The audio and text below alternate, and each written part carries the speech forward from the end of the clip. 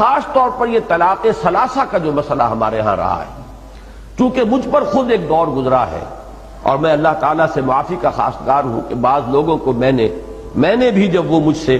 رائے طلب کرتے تھے تو اگرچہ ہمیشہ میں کہتا تھا میں مفتی نہیں ہوں، میں فتویٰ نہیں دے سکتا، آپ جائیے اور کہیں بھی کسی جو بھی آپ کا مسلک ہے اس کے مفتی صاحب سے آپ فتویٰ لیجئے، لیکن یہ ہے کہ اس قدر پریس کرتے تھے لوگ۔ اب تو کچھ عرصے سے میں نے بالکل اس فیصلے کے اوپر جو ہے سختی کے ساتھ عمل شروع کر دیا ہے کہ میں قطعاً اس میں اپنی رائے بھی ظاہر نہیں کرتا، لیکن یہ ہے کہ بدقسمتی سے رائے میری یہی تھی کہ جو ابن تیمیہ رحمہ اللہ کا مسلک ہے، قرآن مجید اور حضور صلی اللہ علیہ وسلم کی سنت سے مجھے وہی زیادہ اقرب معلوم ہوتا ہے۔ اب ذہن انسان کے قابو میں نہیں ہے، ذہن پر انسان کا اختیار نہیں ہے، جیسے دل پر اختیار نہیں کہ دل کا اپنا ایک رجحان ہے، ایک میلان ہے، آپ کا اختیار نہیں ہے، بلکہ یہ کہ میلان اگر کسی غلط رخ پر ہے اور آپ اپنے یعنی پوری قوت ارادی کو بروئے کار لا کر اسے روک رہے ہیں تو یہ آپ کا مجاہدہ ہے، باطنی مجاہدہ، جس پر کہ اللہ تعالیٰ آپ کو بہت بڑا اجر و ثواب عطا فرمائے گا۔ اسی طرح ذہن جو ہے وہ بھی انسان کے اختیار میں نہیں، ذہن میرا یہی رہا۔ مجھے جب یہ معلوم ہوا کہ چاروں ائمہ ہمارے یعنی چاروں فقہی مسلک جو ہیں، احناف بھی اور حنابلہ بھی اور شوافع بھی اور مالکیہ بھی، سب کا متفق علیہ مسلک یہی ہے کہ جب 3 طلاقیں ہو جائیں چاہے وہ ایک ہی بار دی گئی ہو تو وہ طلاق مغلظ ہے، اگرچہ بہت بری ہے، بہت ناپسندیدہ ہے، بہت ہی مکروہ ہے، اور اس پر حضرت عمر رضی اللہ تعالیٰ عنہ کا عمل یہ تھا کہ جو شخص یہ کرتا تھا اسے پھر کوڑے لگواتے تھے،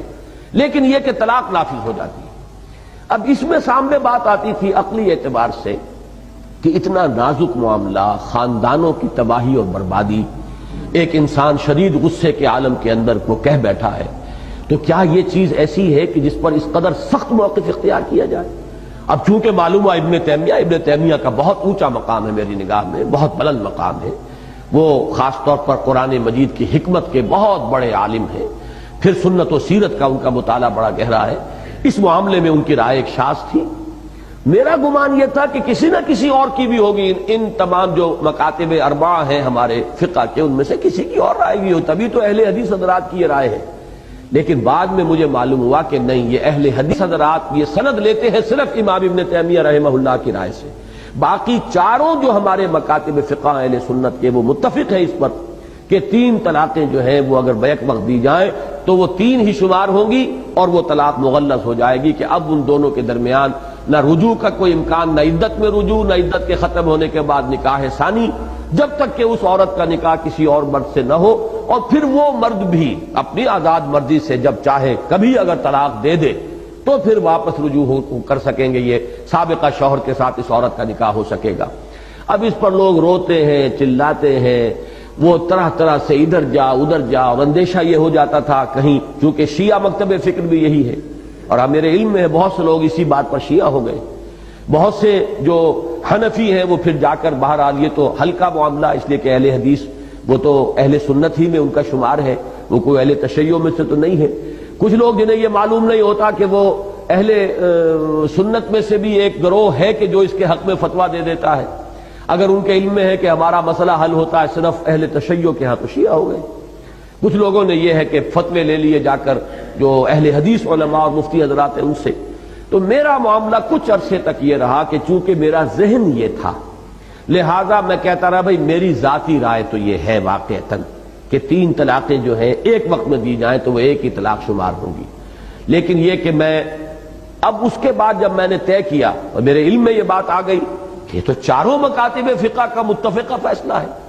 تو پھر میں نے طے کر لیا تھا کہ میں ذاتی رائے بھی کسی کے سامنے پیش نہیں کروں گا، اور میں نے اس کے بعد الحمدللہ کہ کسی کو ذاتی رائے نہیں دی، بہت ہی بلنٹلی میں کہتا رہا ہوں کہ نہیں، میرا اس معاملے کے اندر میں آپ کو نہ اپنی ذاتی رائے بتاؤں گا نہ میرا کوئی فتویٰ، جائیے اور فتویٰ لیجئے، جس پر بھی آپ کا دل ٹھکتا ہو فتویٰ لے لیجئے۔ لیکن اب میری رائے جو بن چکی ہے وہ میں در حقیقت اس کی وضاحت کے لیے میں نے اتنا وقت آپ کا لیا ہے، وہ یہ ہے کہ پورا انشراح ہے مجھے اس پر کہ یہی حق ہے، البتہ اس کا جو دوسرا پہلو ہے بدقسمتی سے وہ ہمارے سامنے نہیں ہے، جس کی وجہ سے ساری کمپلیکیشن اور پیچیدگیاں پیدا ہوئی ہیں۔ وہ دوسرا پہلو یہ ہے کہ سزا تعزیر کے درجے میں معین کی جائے ان لوگوں کے لیے جو یہ حرکت کر بیٹھتے ہیں، جیسا کہ میں نے کہا تھا پچھلی مرتبہ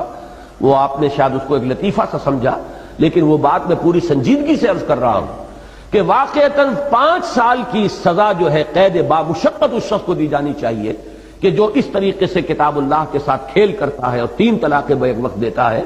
پھر جیسا کہ میں نے عرض کیا تھا، پھر غصہ بھی سوچ سمجھ کے آئے گا آدمی کو، معلوم ہو کہ یہ قانون ہے اور اس میں کوئی رکاوٹ نہیں ہے شریعت کے اندر۔ تعزیر ہو سکتی ہے، جس کی نظیر ہمارے پاس موجود ہے کہ حضرت عمر رضی اللہ تعالی عنہ، جن کے بارے میں یہ مشہور ہے کہ انہوں نے اس کو سختی کے ساتھ نافذ کیا۔ حضور اپنی حیات طیبہ میں تو ایک نرمی برتتے تھے،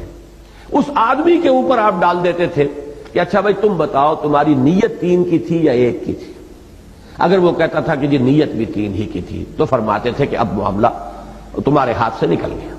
اب تو وہ طلاق واقع ہو گئی۔ لیکن اگر وہ کہتا جی نہیں میری تو نیت 1 ہی کی تھی تو پھر وہ 1 ہی شمار کر لیتے تھے۔ یہ نرمی حضور صلی اللہ علیہ وسلم نے برقرار رکھی، لیکن ظاہر بات ہے کہ اس کا پورا بوجھ جو اس شخص کے اوپر جا رہا ہے۔ لیکن حضرت عمر نے یہ دیکھ کر کہ لوگ اس سے فائدہ اٹھا رہے ہیں، دیتے ہیں طلاقیں پورا روب جھاڑنے کے لیے، اور بیوی کو کے لیے تو گویا کہ وہ یعنی زمین و آسمان ایک ہو جاتے ہیں غریب کے لیے جب اس کو طلاق جو ہے مغلظ طلاق دے دی جائے، کیا کرے گی؟ لیکن یہ ہے کہ وہ کہتے ہیں کہ صاحب نیت ہماری 1 کی تھی۔ تو یہ چونکہ اب کھیل شروع ہو گیا تھا شریعت کے ساتھ، تو حضرت عمر نے گویا کہ اس کو پختہ فیصلہ کر لیا کہ جو چاہے وہ کہے، تم نے 3 طلاقیں دی تو 3 طلاقیں نافذ۔ اور چونکہ اہل سنت کے ہاں یہ اصول ہے، علیکم بسنتی وسنت الخلفاء الراشدین المہدیین، تمہارے ذمے ہے، لازم ہے تم پر میری بھی سنت اور میرے خلفاء راشدین مہدیین کی سنت۔ تو جو بھی فتوے ہیں یا جو بھی اجماع ہو گیا ہے دور خلافت راشدہ میں، وہ ہمارے لیے واجب الاتباع ہے۔ یہی معاملہ تراویح کا ہے جو اہل حدیث حضرات کی سمجھ میں نہیں آتا، اس پر اجماع ہو گیا تھا۔ یہی وجہ ہے کہ اہل سنت کے چاروں مکاتب کے ہاں کم سے کم 20 رکعتیں ہیں، احناف کے ہاں 20 رکعتیں، حنابلہ کے ہاں 20 رکعتیں، شوافع کے ہاں 20 رکعتیں، البتہ مالکیہ کے ہاں کہیں 36 تک کی تعداد بھی ہے، 20 کی رائے بھی اور 36 کی بھی۔ لیکن چونکہ یہ اصل فیصلہ تھا، اجتہاد تھا حضرت عمر کا، انہوں نے نافذ کیا ہے، اور یہ حضرات اس کو تسلیم کرنے کے لیے تیار نہیں۔ یہ اصول ہے جس کی وجہ سے فرق واقع ہو جاتا ہے۔ اہل سنت کے ہاں اصول یہ ہے کہ جو اجتہادات خلفائے راشدین نے کیے، امت اس وقت ایک وحدت تھی، کوئی علیحدہ ملک نہیں تھے، پوری امت مسلمہ ایک وحدت تھی۔ اس کو جب قبول کر لیا گیا تو وہ اجماع ہے، اور وہ اجماع اب لازم ہے کہ اس کی پابندی کی جائے۔ اسی کے ضمن میں یہ معاملہ بھی آتا ہے کہ جو طلاق ثلاثہ کا ہے۔ لیکن جیسا کہ میں نے عرض کیا، یہ جس قدر تحدید اور تنبیہ آ رہی ہے، اس کو سامنے رکھتے ہوئے چونکہ چاروں مکاتب فقہ کا یہ اجماعی فیصلہ ہے، اسی کو اور اسی پر مجھے انشراح ہے کہ اب اس کو نافذ ہونا چاہیے۔ البتہ جو خرابیاں پیدا ہو رہی ہیں ان کا سد باب اس طور سے ہو سکتا ہے کہ اس کے ساتھ تعزیر ہو، جو 3 طلاقیں بیک وقت دیں انہیں کوئی سخت سزا دی جائے، تاکہ پھر لوگ جو ہے